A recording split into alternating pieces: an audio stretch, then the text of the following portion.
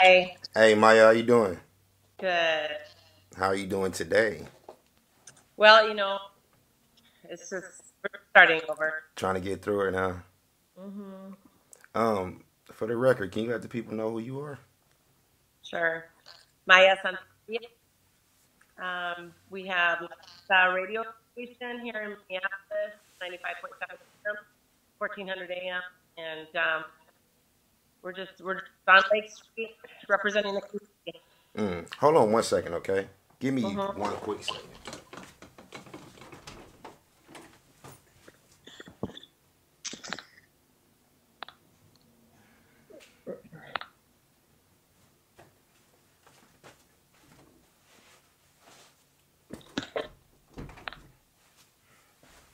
I just want to make sure everything is.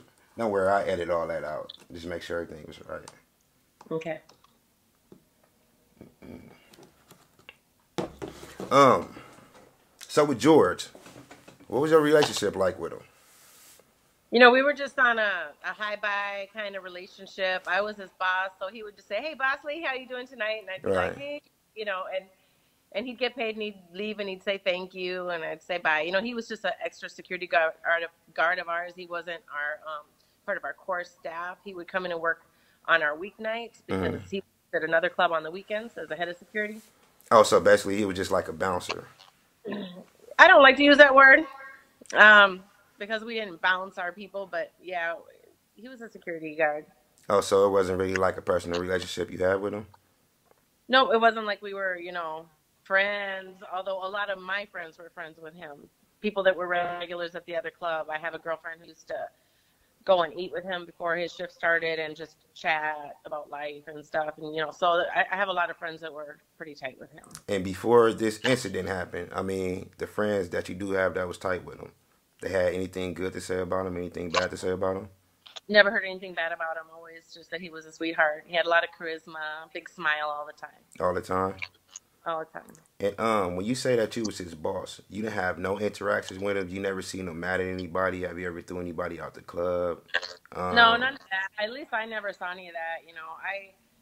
It was a big club, so a lot of my interactions was directly just with my head of security. But I always talked to people, like, "Hey, what's up?" Or like, "Stay at this door, don't leave me," or whatever. But, um, you know, I didn't have a. If I had a reason to interact too much with someone, it's probably because they were doing something wrong. right. So I think he did a pretty good job, and I So didn't that have mean you to. never got no customer complaints or nothing like that. Never. Um, the other guy, the officer, I heard he worked there, right? He did. Now he worked for me for like over 16 years. 16 years. Oh, so 16 you years. so you Every knew weekend. him. I knew him really well. We'd sit down and eat tacos after the club was closed, and we'd chat about what happened that night. And sometimes, if I was upset, I would tell him what was going on. And Hold on. so we had more of a friendship. So he was an officer slash security guard. Nope. Chauvin was our off duty police officer. And in Minnesota, that means they don't go inside the club, they stay outside and they sit in their patrol cars. Okay. And if they get out of their patrol cars, because they like to just sit around and get paid. But if they have to get out of their patrol cars, it's because they have to address a problem. So throughout this 16 years, how would you say like Chavez conducted himself while he was there? He was pretty cool. Compared to a lot of the cops on the third precinct, I thought he was one of the better cops. Hmm. Um, he liked dealing with our Latino clientele. He liked the Latino people. Okay. So when people say, "Do you think he was a racist?" I think maybe he was a selective racist. Okay. He was married to a Hmong Asian woman, so I don't think the word racist necessarily is, it's too broad of a term. That kind of fits him. Yeah, but then when I started doing our urban nights and stuff like that, and having African Americans and East Africans as well, with different nights I was having, um, that's when it got a little more real between not only him specifically, but I would say the whole third precinct. And he was just someone that I had contact directly with. But it was real with the third precinct. The minute I was putting out posters with a black man's face on it as far as who was going to be there that night, then Right. it was like, "Oh, you got to come down the precinct and talk with us. Oh, they You got to have a actually meeting." had you come down there to talk to them about that? Oh yeah, with licensing there, with the head of licensing, with my inspector, with the police licensing guy, with the head of the third So did they precinct. have you come down there, or did you also notice a beef in security when you did start having the black nights at the club, basically. So what they would do in that meeting is all of a sudden, and they would not do this for the Latin nights, right? All Okay. of a sudden, they made me like submit security plans and tell them how many off-duty police officers I was going to hire and how many on inside security agents I was going to hire, Mm. and I would have to submit to them the promotion, and they were going to have the right to decide whether they would let me do it or not, do my show or not. All And right. they actually made me go through a round of licensing conditions where I had to change the conditions on my liquor license, saying that there was ever a show I was going to do and they didn't want me to do it. I had to Wow. pass it. And that was because I started doing urban nights. And how long before this incident that you had to submit all that information? They didn't really give me a time. Like usually, like as soon as I knew I was going No, to I'm do it. saying, was this your first time submitting this information as long as you have the club open? Yeah, never. Like when I always just did, it was straight up Latin format. Mm-hmm. I never had to do that. Mm. And And with I'm business 17 years, so imagine. once it's, oh wow. So like maybe the last 2-3 years of us, being in business, I started, like opening up my venue to the community because the African American community didn't have anywhere to go. Right. Because all of the clubs downtown that used to be have urban nights and be kind of black clubs, they all got shut down. Mm.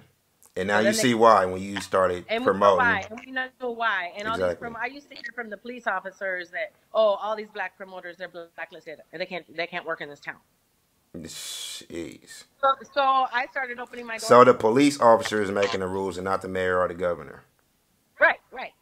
Jesus. Yeah, this wasn't the head of licensing or anything who was my boss, right? Because I had a liquor license, but it was the cops.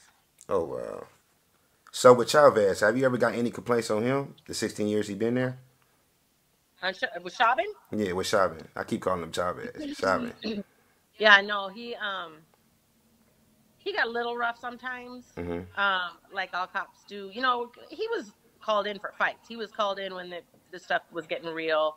So sometimes he did have to apprehend people and everything. But there were times when he was apprehending our customers, I'm more like a customer service oriented kind of person. Okay. It's my business and it's all my regular clientele. So I care more about the people, and I want them to not be like, oh, screw that place, I'm never coming back. I want them to be like, all right, I She got was drunk on, cool. Yeah. but they were cool. Maya's cool. We're going to go back to her club, right? Right. But they didn't see it that way. They were more like, oh, okay, you're going to get smart with me. I'm going to take you.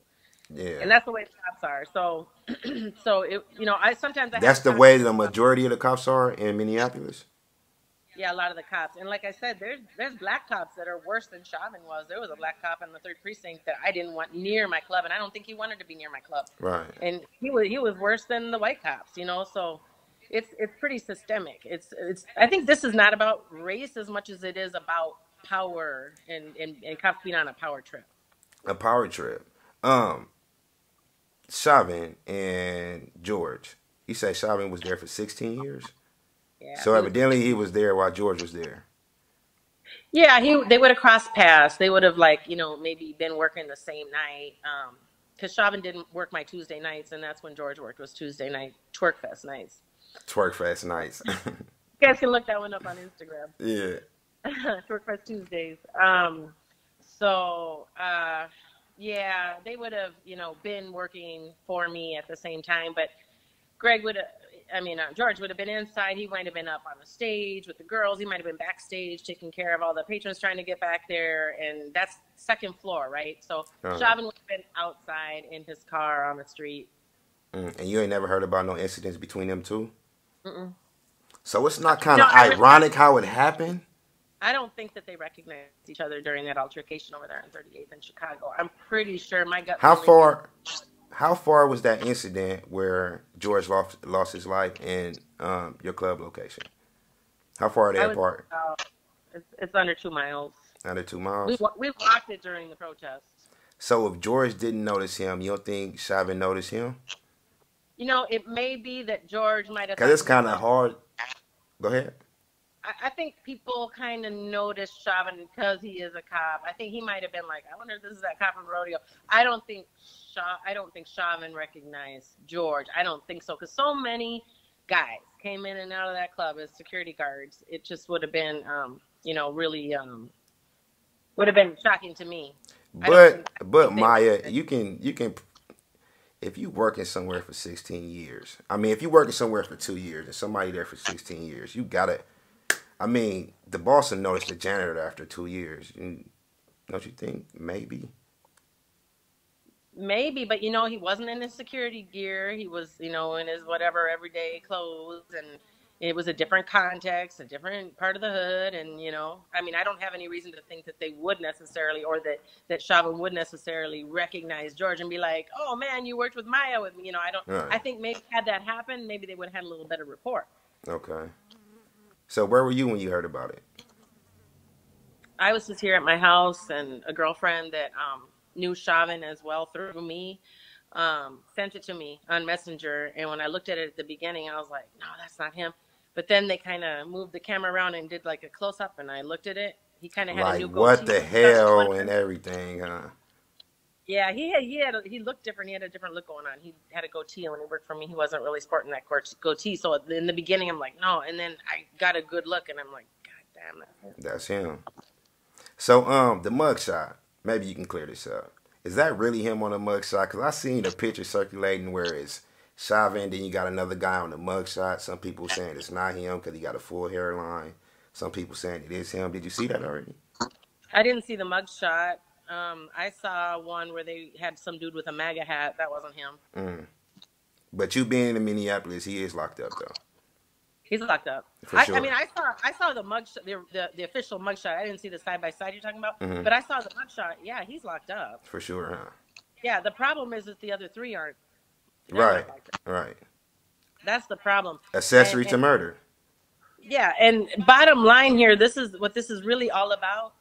Is that it's really hard in this state and probably in a lot of states to prosecute a cop. That's what this is about. Right, right. And so this is all going to come down to what we need is we need new legislation in this state Hmm. that makes it easy to prosecute a cop so that these cops aren't thinking that they're untouchable and nothing's going to happen to them. Because what's been happening in the past is police brutality happens, they get fired Hmm. with Hmm. pay, Hmm. get a vacation, Hmm.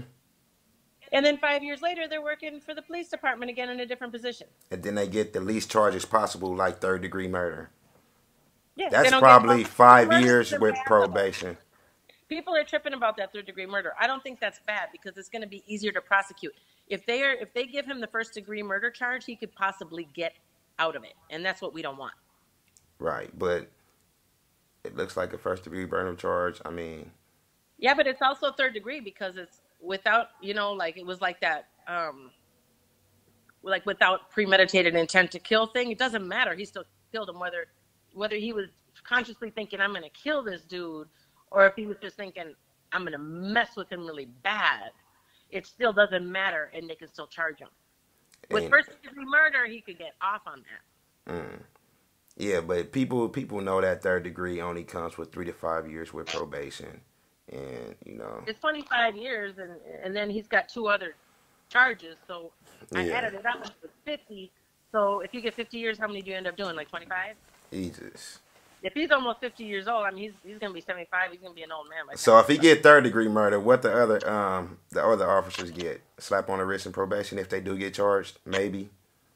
Yeah, something, and it's That's not job. enough. And that's why bottom line, we need to change the legislation. And what I'm going to do is I'm going to try to work with our Senator, Patricia Torres Rey, and I'm going to work with her to try to get some legislation started on it not being so easy for the police to be able to just get off scot free for whatever they do, like they're untouchable. That's Right. really the line here. Um, the protests in Indiana. I mean, I'm sorry, in Minneapolis. Are you involved? I was the first day. Hmm.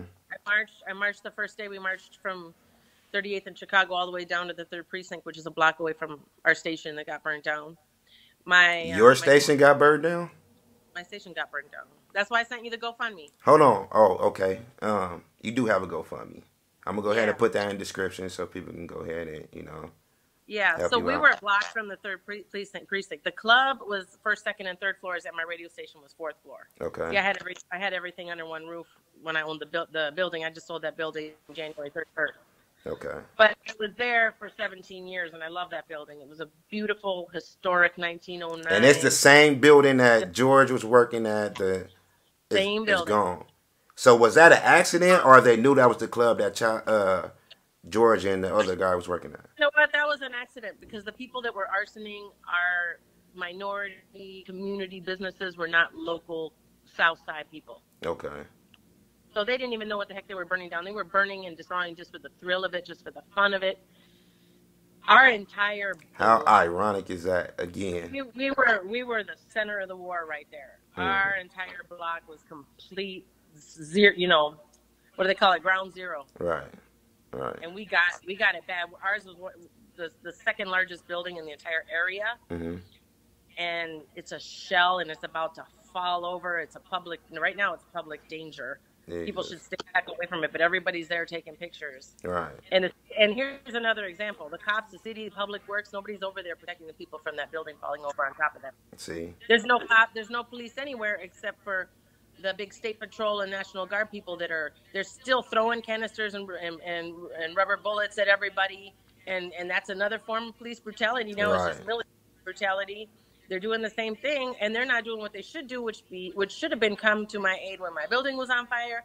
Come to my aid, when all my neighbors' buildings were getting vandalized and broken into and looted, and come to the aid of the buildings. The fire department didn't even come when we were all on fire. Nobody came and helped us. Our tax dollars were not at work there at all. They were only worried about protecting their own, Hmm. protecting their precincts. And then when they withdrew and just said, let it burn, they withdrew from the entire hood. The whole South Side could not get hot there to save your life. And we were all Damn. on our own. We were left to our own devices. And it's still like that. Just because all the military came in now and pounded on our streets last night doesn't mean that we're safe. It means Right. we're in more danger now. Right. It's just an extension of this whole thing. Whatever these guys are doing, I was watching. They were shooting poor Ali up. A CNN reporter. They hit him in the leg with a rubber Rubber bullet and everything. bullets. Yeah. Yeah. So like whatever they're doing, they're not even going to have to answer to that. Exactly. That's the same I thing. seen even more online. I seen even more. Yeah. I seen Yeah. police running over people in New York and everything, man. I seen it all. Hmm. I done seen it all. They not gonna answer for it.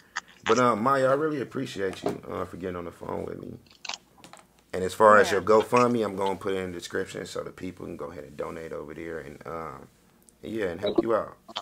I've got two. I made one right away for the minority businesses because I know a lot of our little mom and pops. They're not even know how to do a GoFundMe, and they're so traumatized right now. And yesterday I had a meeting with a little Latino ethnic businesses up and down Lake Street, and they were all trying to figure out how to start a militia so they could protect their own little businesses and try to get some guns and get little T-shirts that say Latino Security Lake Street, and they're trying to figure out how they're going to protect themselves because they just realized that they have no protection and that they're under assault. Right, right. And I'm And gonna look so, out for them too. yeah, so I So, started GoFundMe right away for them. That was the first one I started, and and then when then I you got one for yourself. and just now I said, oh shoot, now we're off the air. We got to get going too. We just Yeah, lost look our out for yourself too. I'm gonna go ahead yeah. and I'm gonna plug both of them in there. Thank I'm you. gonna go plug up. And once again, I really appreciate you. You're And you be welcome. careful out there and be safe and tell Yeah, your husband the same thing. thanks so much. And I just want to say thank you to everybody out all over the country too that's been peacefully protesting. I think we got a really big problem on our hands with all of these elements that are starting to sound like they're really crazy anarchist elements that might be some of them white supremacist groups and just weird elements that are coming out of society that don't have anything to do with anything, Right. and it's just making the whole movement look bad. Mm-hmm. So, but to all the people that are out there peacefully protesting, I just want to give a big shout out to thank you for supporting Minneapolis in this big way, and not leaving us alone at this time. And there it is. Maya, thanks again. Thank you. Okay, talk to you later. Bye.